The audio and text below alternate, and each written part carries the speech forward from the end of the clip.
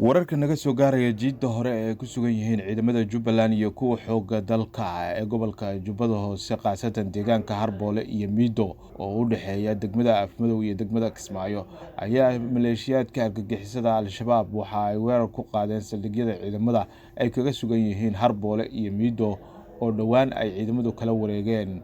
Al-Shabaab. weerarka oo ahaa mid gaadma ah oo aroortii hore ee saaka ay qaadeen kooxda argagixisada ah ayaa waxaa dagaal toos ah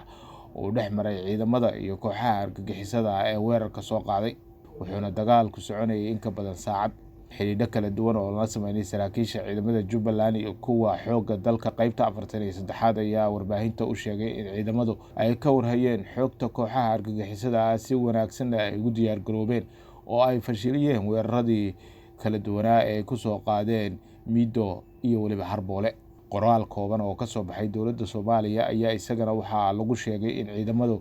ay fashiliyeen weerarkaasi isla markaana ay dib u celiyeen kooxihii weerarka soo qaaday.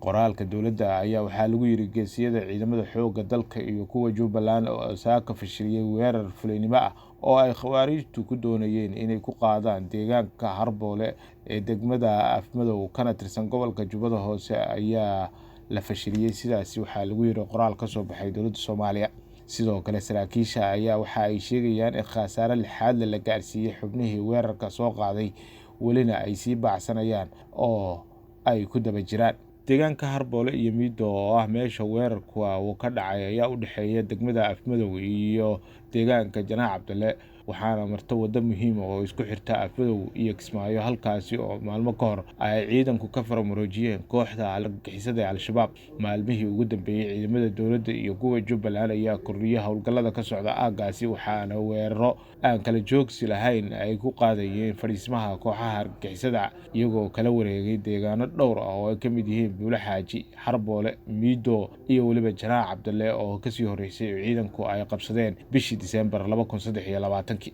si kastaba ha ahaatee, Jubbaland ayaa waxaa si rasmi ah uga bilowday wejiga labaad ee dagaalka lagula jiro kooxaha argagixisada. wixii warar ka soo kordha arrimahan waxaa kala socon doontaan Rasmi Radio.